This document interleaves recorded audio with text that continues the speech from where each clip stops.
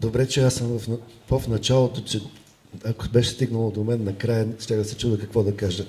И викам си сега, като кажат всички хубави работи за Виктор по няколко пъти, аз какво да кажа, че обеща да ни покани с Димитрина в Брюксел на гости.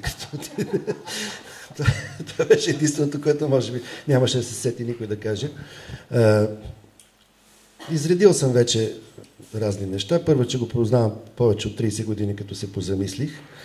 Живеехме в една махла много време. Ходили сме си на гости. След това гледали сме си бебетата заедно, да, по градинки и го познавам много добре. И най-важното, това, с което се захваща, винаги е ставало. Това е изключително важно качество на човек, като се захване с нещо, да го докара до край. Другото важно е кой го подкрепя. Нямам предвид себе си.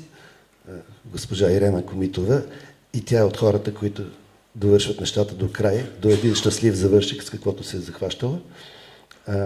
И това, че сме приятели, разбира се, както споменаха преди това, това е изключително важно нещо. Човек трябва да подкрепя приятелите си. Това не са трудни времена, слава Богу, но се надявам нещата да потръгнат и му пожелавам успех. Трябваше да добавя само, че харесваме подобна музика и нашите музикални кумири са сходни.